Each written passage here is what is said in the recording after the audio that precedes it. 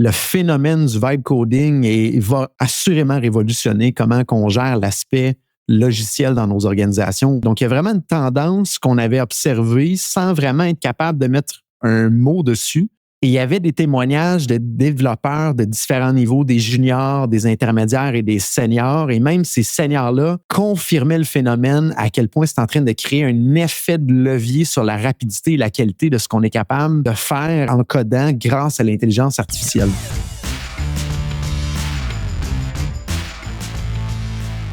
Donc, on est de retour sur le podcast Hypercroissance en mode discussion d'affaires et je suis en compagnie de Jonathan Léveillé comme à l'habitude. Mon nom est Antoine Gagné. On va parler aujourd'hui de vibe coding parce que si vous ne le saviez pas, Jonathan aime l'intelligence artificielle, aime l'intégrer dans ses entreprises et aime faire des découvertes. Et là, en ce moment, c'est le gros thème du moment, vibe coding. Je ne sais pas si on peut utiliser le terme même vibe marketing, mais bon, c'est les tendances un peu partout. On en a discuté brièvement la semaine dernière, Jonathan, mais je pense que tu as d'autres points à discuter là-dessus. Et tu sais quoi, peut-être qu'on pourra même renchérir par la suite ou est-ce que je te parlerai de l'évolution de mon SaaS que je construis depuis plusieurs mois maintenant et on pourra peut-être regarder si le vibe coding pourrait venir nous aider. Qu'est-ce que tu en dis? Absolument, Antoine. Je pense que tu vas aimer le sujet aujourd'hui. Puis je souhaitais en parler sur le podcast parce que je pense que ça va avoir vraiment un grand impact. Tous ceux qui ont des entreprises ou qui ont des postes d'importance dans les entreprises, le phénomène du vibe coding va assurément révolutionner comment on gère l'aspect logiciel dans nos organisations ou même si on développe un SaaS comme qu'est-ce que tu fais, Antoine, présentement. Je recule un petit peu en arrière là, pour essayer de mettre un peu la table. Depuis septembre passé, chez OpenMind et chez Codentity, on a observé vraiment une grande accélération dans la rapidité à ce qu'on est capable de livrer au niveau de développement logiciel. Et je mets une parenthèse, c'est seulement pour certains types de projets, souvent des petits projets ou des prototypes. Mais on a vu également une accélération au niveau de l'assurance qualité puis de la documentation aussi qu'on peut faire puis dans la résolution de bugs. Donc, il y a vraiment une tendance qu'on avait observée sans vraiment être capable de mettre un mot dessus, qui était d'accélérer ce qu'on fait par l'aide de l'intelligence artificielle. Donc, on a formé un petit SWAT-team AI pour étudier le phénomène de notre côté, d'expérimenter les différents outils qu'on entendait, qu'on voyait au marché. Et Dieu sait qu'il y a des nouveaux outils qui sortent à chaque semaine. Là, c'est complètement impressionnant la vélocité à laquelle que ça va. Et jusque-là, de notre côté, depuis septembre, c'était simplement des signaux faibles. Puis on entendait également dans le marché qu'on n'était peut-être pas les seuls à voir cette tendance-là, cette accélération-là ou ce phénomène-là, jusqu'à temps que je tombe sur une vidéo de Y Combinator, qui est un des plus grands incubateurs aux États-Unis de start-up. Et le nom du vidéo YouTube, c'était Vibe Coding is the Future. Et là, ça m'a intrigué. J'ai trouvé le nom sexy. Venant de Y Combinator, je me suis dit, ça ne sera pas n'importe quoi. Donc, je vais aller l'écouter, voir de quoi ça parle. Et Antoine, je suis tombé littéralement par terre quand j'ai écouté le vidéo. Je vous invite à aller l'écouter. C'est une trentaine de minutes. Ça mentionnait littéralement les mêmes observations qu'on observe chez nous, chez OpenMind et Codentity, et qui voyaient ça dans plusieurs startups qu'ils incubaient présentement. Et il y avait des témoignages de développeurs de différents niveaux, des juniors, des intermédiaires et des seniors. Et même ces seniors-là confirmaient le phénomène, à quel point c'est en train de créer un effet de levier sur la rapidité et la qualité de ce qu'on est capable de faire en codant grâce à l'intelligence artificielle. Et là, Antoine, tu vas me dire, qu'est-ce que ça va faire dans nos organisations au final? C'est quoi l'impact? Qu'est-ce que vraiment le vibe coding? Puis c'est quoi l'impact dans nos organisations? Mais simplement, le terme vibe coding, ça désigne une nouvelle manière de coder et de créer des logiciels, d'automatiser des processus dans nos organisations ou développer un produit startup comme qu'est-ce que tu fais, Antoine, de ton côté. Et tout ça en s'appuyant sur l'intuition et l'intelligence artificielle, plutôt que vraiment de focusser sur les lignes de code traditionnelles et l'expertise technique. En gros, ça revient à coder sans coder.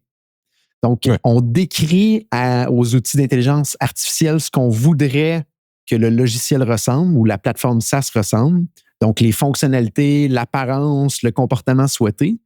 Et là, l'intelligence artificielle se charge d'écrire en partie le code à notre place. Donc, les développeurs se mettent à ce moment-là un peu dans la peau d'un chef d'orchestre ou d'un réalisateur et guident l'intelligence artificielle pour que celle-ci puisse produire un certain pourcentage du code, un peu comme si on expliquait notre vision à un assistant qui est ultra compétent et qui est capable de faire des tâches un peu plus techniques que généralement les gens développeurs ou les gens techniques vont faire. Donc, l'idée, c'est de se concentrer sur le résultat et le ressenti. De là vient le mot vibe, plutôt que dans les détails de l'implémentation puis dans le détail technique de ce qu'il y a à faire.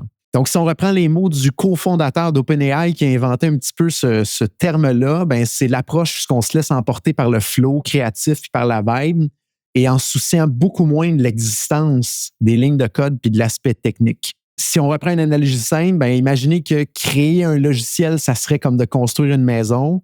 La méthode classique de construire cette maison, ça serait de nous-mêmes, étape par étape, d'apprendre chacun des métiers, de placer chacune des briques et de construire la maison. Ouais. Et bien là, avec le vibe coding, on vient simplement décrire à un architecte virtuel comment qu'on verrait la maison de nos rêves. Puis cet assistant-là va se charger, un, de dessiner les plans et deux, de superviser la construction et de l'exécuter à travers le temps. Donc, par la suite, on aurait juste à se rasseoir avec cet assistant-là puis dire telle fenêtre, je ne l'aime pas, elle n'est pas assez grande, modifie-la ou réduis la taille de cette pièce-là. Il va retourner au travail pour venir modifier le résultat de la maison. On l'expérimente de notre côté. Comme je disais, dans certains projets, ça fait du sens. Ce n'est pas tous les projets, mais on voit vraiment, vraiment une accélération de par les différents outils qui sont disponibles au marché. Et si je retourne un peu en arrière sur d'où vient ce terme-là, comme je disais, c'est un des cofondateurs d'OpenAI, mais l'ancien directeur de l'IA chez Tesla, qui est Andrew Karpathy, qui a simplement tweeté il y a quelques semaines de ça, en février, un petit bout de tweet il cherchait à décrire sa façon un peu expérimentale de coder à l'aide de l'intelligence artificielle, qui était un peu de manuellement jaser avec l'intelligence artificielle et l'intelligence poussait du code. Donc, son message qui était mi-sérieux, mi-amusé, décrivait comment que lui-même acceptait automatiquement toutes les suggestions de l'IA par rapport au code et qui faisait juste le copier-coller pour dire voici ce que ça donne. Puis, ça donnait quand même un résultat qui était acceptable, mais qui n'était pas wow. Fait qu'il avouait par lui-même que le code n'était pas nécessairement du bon code, mais c'était plutôt une façon de bricoler guidée par l'IA pour des petits projets du week-end. Et ce ton léger-là que Karpathy a décrit, dans le fond, dans son tweet, a complètement enflammé Twitter et les médias sociaux. Ça a fait de boule de neige. En l'espace de quelques semaines, c'est devenu extrêmement viral sur Hacker News, sur Reddit, puis dans beaucoup de cercles de développeurs. Et après ça, en mars, il y a des grands médias qui se sont emparés du thème. Donc, il y a des articles sur le New York Times, sur Ars Technica, sur The Guardian pour vraiment venir définir le phénomène. Et c'est vraiment quand Y Combinator qui ont lancé le vidéo de 30 minutes de Vibe Coding is the Future que là, ça s'est vraiment mis à s'enflammer un petit peu partout et que là, le monde a commencé à s'approprier ce terme-là, ce buzzword-là. Et je te confirme que dans les équipes de développement, ça ne fait pas une unanimité positive. Ça crée beaucoup d'incertitude et d'anxiété chez beaucoup de gens qui se demandent si leur poste va être pratiquement automatisé devant nous. À surveiller, il y a vraiment, je pense, un impact dans nos entreprises et je décrirais peut-être 4 cas de figure là, à explorer dans nos propres entreprises. Un, si vous n'avez jamais fait de développement sur mesure pour automatiser des tâches, généralement, c'est fort probablement parce que ça coûtait trop cher et vous aviez peur des dépassements de temps. Mais là, il y a beaucoup de business cases maintenant qui vont être accessibles et rentables de développer des lignes de code sur mesure. Donc ça, c'est un premier cas de figure à surveiller. Le logiciel préfet va vraiment venir se faire challenger, je pense, dans nos organisations. On a souvent avantage de venir adapter un logiciel à nos méthodes et non d'adapter notre business à un logiciel. Et par défaut, c'est souvent le logiciel préfet qui gagne à cause du coût versus le sur-mesure. Mais là, le coût de sur-mesure est en train de littéralement d'être challengé vers le bas pour le même résultat final. Donc, premier cas de figure, c'est ça. C'est si j'avais jamais exploré le sur-mesure, à surveiller parce qu'il va y avoir beaucoup de business cases maintenant qui vont devenir rentables et accessibles. Deuxième cas de figure, si vous faites affaire avec une firme externe qui vous aide à automatiser des tâches dans votre business, bien, ouvrez une discussion avec eux pour voir est-ce qu'ils commencent à explorer ça, est-ce que ça s'applique dans certains des cas, parce que ça se peut que ça soit le cas et vous voulez vous assurer que votre partenaire à ce moment-là, lui, il surveille ça, il va l'implanter dans vos projets, dans vos méthodes. Troisième cas de figure, si vous avez des équipes à l'interne, et là, je te parle un petit peu, Antoine, également à toi, parce que tu as une startup qui développe un produit, bien, assurez-vous de challenger un petit peu vos développeurs à l'interne. Est-ce qu'ils sont ouverts à ça? Est-ce qu'ils surveillent ça? Est-ce qu'ils testent les outils? Parce que carrément, ça va être une course entre, si on recule 100 ans en arrière, entre le cheval et la voiture. Là. Si on reste à l'ancienne méthode, le cheval n'avait aucune capacité de compétitionner contre la voiture au final. C'est la même logique. Donc, à surveiller si vous avez des équipes internes. Et le dernier cas de figure, si vous avez fait développer dans le temps un vieux logiciel sur mesure qui est rendu vieux aujourd'hui, mais que vous ne vouliez pas le réécrire parce que ça coûtait trop cher, mais surveillez la tendance parce que le coût est en train de diminuer dans certains cas de figure qui fait que ça vaudrait peut-être éventuellement la peine de rouvrir cette branche-là pour venir moderniser votre écosystème à l'intérieur. Donc, voilà un petit peu de qu'est-ce que le vibe coding, en quoi ça peut s'appliquer dans vos entreprises. Je me demandais, Antoine, si tu avais déjà entendu parler de ce terme-là de ton côté qui commence à se démocratiser, puis si tu avais eu une réflexion là-dessus, voir si ça peut s'appliquer de ton côté, entre autres dans ton produit que tu développes là. On fait une petite pause sur l'épisode en cours parce que je veux vous poser une question. Est-ce que, comme moi, les tarifs américains vous font peur? Eh bien oui, les tarifs sont maintenant à nos portes. Et on doit se retrousser les manches. On doit trouver des façons d'aller générer de la croissance malgré les bâtons qu'on se fait mettre dans les roues. Et c'est pour ça qu'aujourd'hui, je veux vous parler de Hello Darwin. Hello Darwin, c'est une organisation qui vous permet d'aller chercher toutes les subventions dont vous avez le droit. Et vous savez quoi? Des subventions concernant l'exportation, il y en a des tonnes au Canada. Il y en a une nouvelle Cannes Export qui revient sur le marché et l'équipe de Hello Darwin est capable de faire tout le travail administratif pour vous. Allez vous chercher l'argent, le mettre dans votre compte en banque et vous permettre de continuer à aller chercher cette croissance ou plutôt cette hyper-croissance. Et l'équipe de Hello Darwin est un partenaire depuis très longtemps maintenant du podcast. Et la raison pour qu'on les aime autant, c'est qu'ils sont capables de vous trouver l'argent qui va être capable de vous permettre de débloquer la prochaine étape, la prochaine croissance, la prochaine expansion de votre organisation. Allez les voir au go.hellodarwin.com/hypercroissance et obtenez 10% de rabais en travaillant avec eux. Donc, je le répète, go.hellodarwin.com/hypercroissance. Et le plus beau dans tout ça, c'est qu'Hello Darwin vous garantit littéralement qu'ils vont être capables d'aller vous chercher l'argent en subvention. Et si ça ne fonctionne pas, ils vont vous rembourser ou vous payer la différence. Donc, c'est sans risque. Allez les voir, go.hellodarwin.com/hypercroissance. Ils font le travail pour vous pour aller vous chercher vos subventions et contrer ces fameux frais de douane. De retour à l'épisode en cours.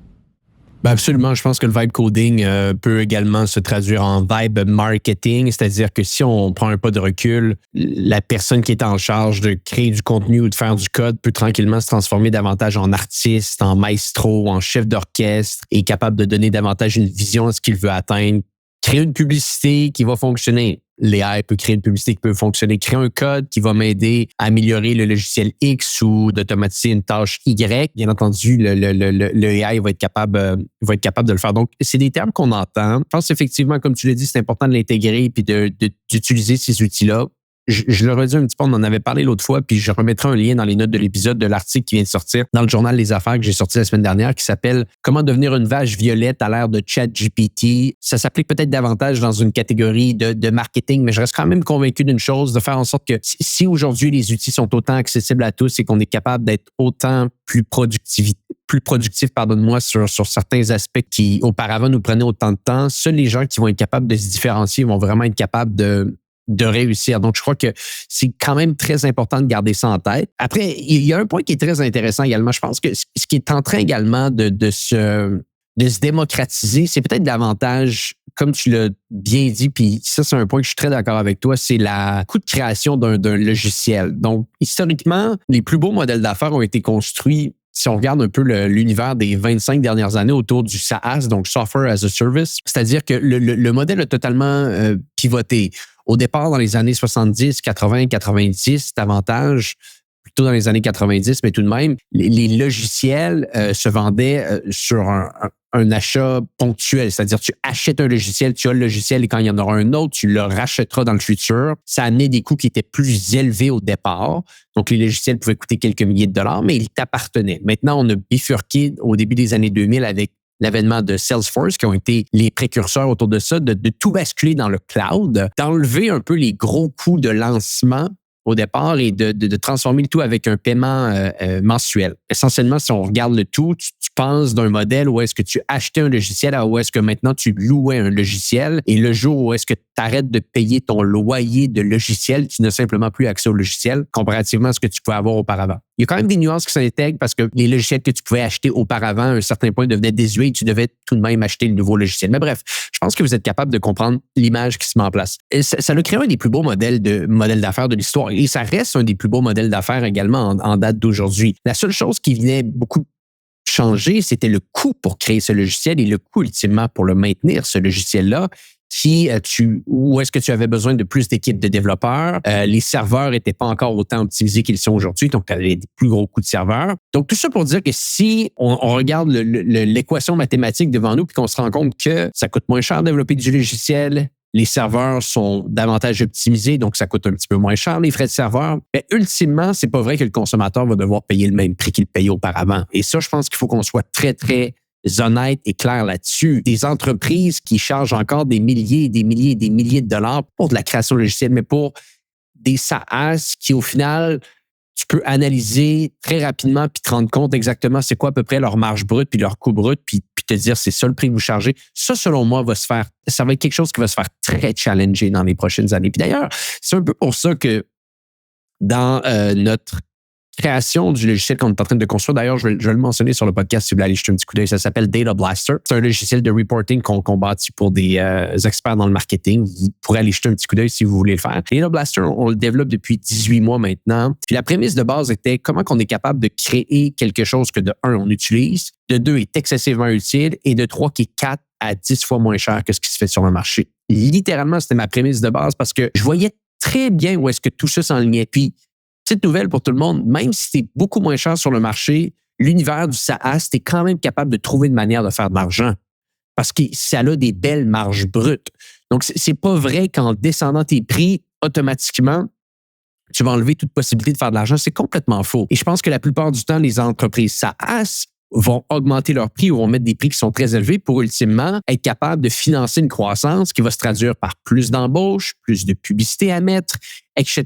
Donc, c'est pas tellement pour venir pallier au coût de création du produit qu'on va augmenter les prix, mais davantage pour venir financer une croissance. Donc, je pense que ça, c'est très, très important que les gens soient capables de comprendre, et je suis convaincu que notre audience, qui sont des incroyables hommes et femmes d'affaires, le comprennent déjà, mais plus souvent qu'autrement, ces prix-là étaient davantage faits pour financer une croissance. Et ça, pour moi, ça m'amène à une vraie réflexion que j'ai eue récemment, qui m'a amené à me dire, si au final, les logiciels se démocratisent, la création de logiciels se démocratise, c'est plus simple de faire.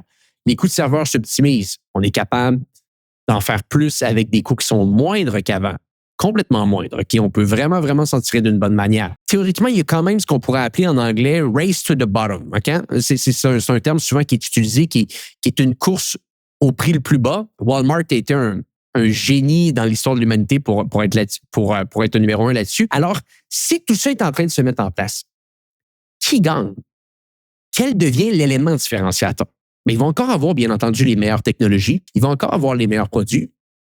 Mais je pense qu'il y a un des points qui revient, qu'on en a parlé très, très souvent sur le podcast, et que c'est un point que j'affectionne beaucoup. Il va avoir une valeur incroyable à l'attention. Et je pense que ça devient vraiment de plus en plus un des éléments les plus importants dans n'importe quelle entreprise, avoir l'attention de la clientèle, avoir l'attention des gens qui gravitent autour de nous. Je voyais Steven Bartlett récemment sur LinkedIn. Steven Bartlett, qui est l'animateur du podcast The Diary of a CEO. J'ai regardé ses chiffres sur Spotify. Il y a 2,3 millions, ou je pense que 3 millions de personnes qui sont abonnées sur Spotify. Il fait des millions d'écoutes sur YouTube. Bref, il va lancer bientôt un logiciel d'enregistrement de podcasts comme on utilise aujourd'hui avec Riverside. Il va démolir le marché. Bon, puis tu sais quoi? Après, il faut qu'il y ait un bon produit. Il faut qu'il y ait une bonne tech. Il faut qu'il y ait un bon service à la clientèle. Mais le point que je veux dire, c'est qu'il part tellement avec une longueur d'avance avec le média qu'il y a, avec les gens qui gravitent autour de lui, que ça devient un truc, comme on parlait un petit peu avant le podcast, ça devient un peu ton moat. Ta distribution, ton média, la communauté que tu crées, ça, tu sais quoi? C'est une des seules choses que je suis prêt à dire aujourd'hui qui va être excessivement difficile à se faire remplacer par les AI. Et ça, c'est une des seules choses que je peux dire. Je pense que pour le reste, on pourrait argumentablement dire que oui, à un certain point, l'AI va être meilleur que nous sur tout. Mais je ne suis pas capable encore de voir aujourd'hui un animateur de podcast, un créateur de contenu qui va devenir drastiquement plus populaire en étant un robot comparativement à un être humain. Ça, je le vois pas mais aujourd'hui. ça commence. On pourrait en faire un épisode là-dessus.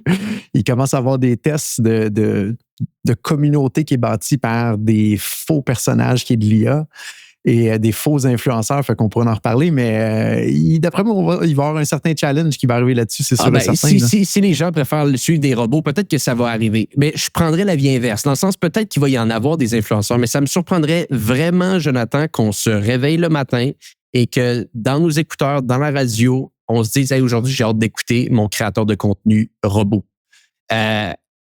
Bref, là-dessus, je serais prêt à prendre le pari que les gens qui ont des communautés, ils vont être protégés pour encore quelques temps et pour plus de temps. Et c'est là que ça m'amène vraiment le point, c'est qu'il faut qu'on soit capable de comprendre qu'est-ce qui devient une vache violette à travers le temps. Qu'est-ce qui est vraiment un élément différenciateur à travers le temps qui est quasiment impossible de venir te prendre. Et ça, c'est important de se poser les bonnes questions, surtout avec tous les changements qui se déroulent en ce moment. Mais tu vois, moi, je rajouterais quelque chose. Je suis 100% d'accord avec la logique que la communauté et d'être un média fait une grosse différence pour être capable d'avancer en tant qu'entreprise, puis se différencier, puis d'atteindre son auditoire. La deuxième chose, je pense, qui est sous-estimée présentement, puis je vais faire un parallèle avec la conférence que je reviens des États-Unis là, dans les dernières journées, c'est la rapidité à laquelle on s'approprie la technologie puis qu'on réussit à l'intégrer à travers nos humains dans nos organisations. On est en présence de vraiment des facteurs exceptionnels à l'heure actuelle qui peuvent être des tremplins incroyables. On vient de parler du vibe coding. On a parlé dans des 2 dernières semaines de l'agentique, donc le côté agent IA. Puis il y a la partie IA, mais pas en format agent. On a 3 items qui se rencontrent en même temps dans le même espace-temps présentement.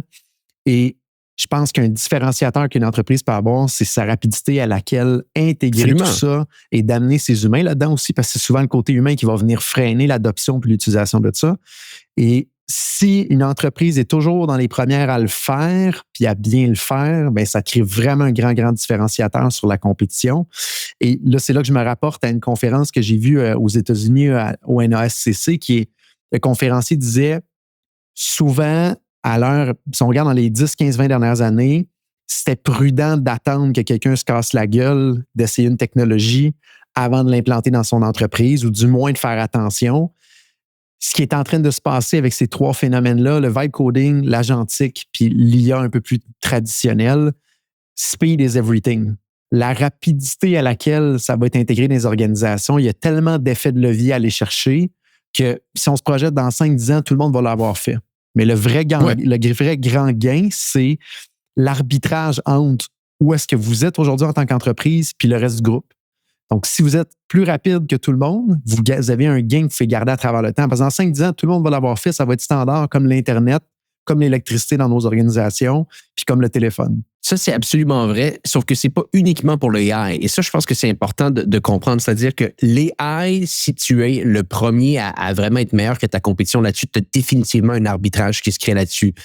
Si d'un autre côté, tu es numéro 1 en ce moment sur la grosseur de ton infolette, parce que ça fait plusieurs années que tu l'as construit, tu as un arbitrage que tu vas construire là-dessus. Donc, je pense que l'idée de prendre quelque chose, de le dominer avant tout le monde, puis d'être le meilleur. Steven Bartlett a dominé le podcast avant tout le monde. Aujourd'hui, il y a un arbitrage.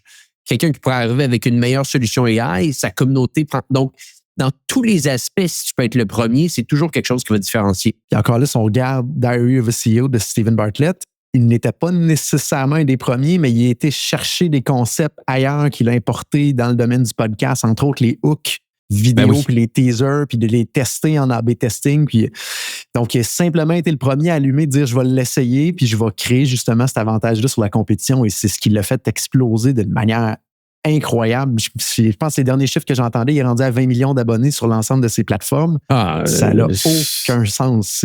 C'est vraiment impressionnant, là. C'est le précurseur du vidéo podcasting. C'est-à-dire qu'il a été capable de transformer un médium qui était uniquement l'audio en un médium qui a été capable de transformer en vidéo avec des approches qui viennent maintenant impacter l'entièreté de la communauté de créateurs de contenu.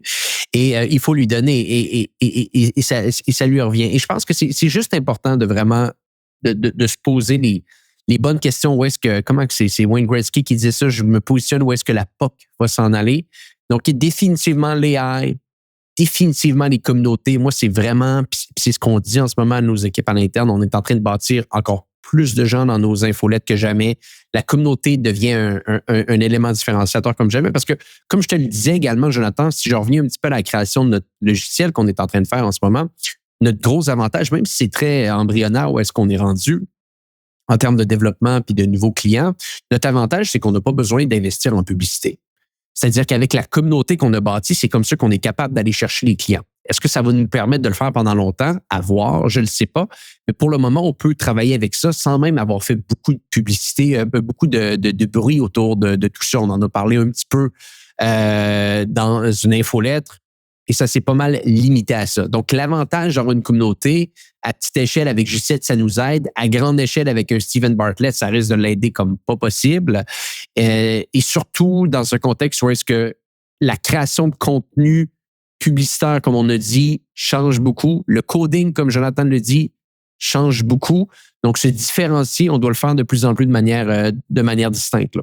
Donc, ça va être intéressant de suivre le cas de Steven Bartlett avec le lancement de son application. Ça va être, je pense, un cas d'université incroyable. Absolument. En marketing. Et moi, je vais vouloir suivre ça à la trace quand ça va sortir. Je n'étais pas au courant qu'il s'en allait vers là, mais il y a tellement de gens qui ont réussi à capitaliser sur leur audience. Moi, le premier qui me vient en tête, c'est Doug DeMuro au niveau des revues de voitures sur YouTube. Il a lancé son propre SaaS d'enchères en ligne. Il s'est fait acheter, je pense, pour 34 ou 40 millions une partie de l'actionnariat de ce SaaS-là en quelques mois.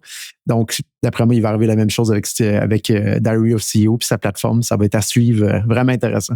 On va en faire un podcast, ça, c'est clair. Jonathan, belle discussion aujourd'hui. Puis juste pour mentionner aux gens qui nous écoutent, il y a du développement qui est en train de se mettre en place pour peut-être faire un événement. On va arriver, ça arrive très bientôt, la fin mai. On risque d'avoir des développements assez vite, donc on va revenir rapidement là-dessus, mais on va peut-être faire un petit événement pour la deuxième année de suite. Donc, est-ce que Jonathan a une chose à rajouter avant que je te laisse filer? C'est complet cette semaine, Antoine. Merci beaucoup. Toujours un plaisir. Fantastique. Un plaisir partagé, Jonathan. Merci encore une fois pour les gens qui nous écoutent. On se dit à bientôt pour un prochain épisode du podcast Hypercroissance.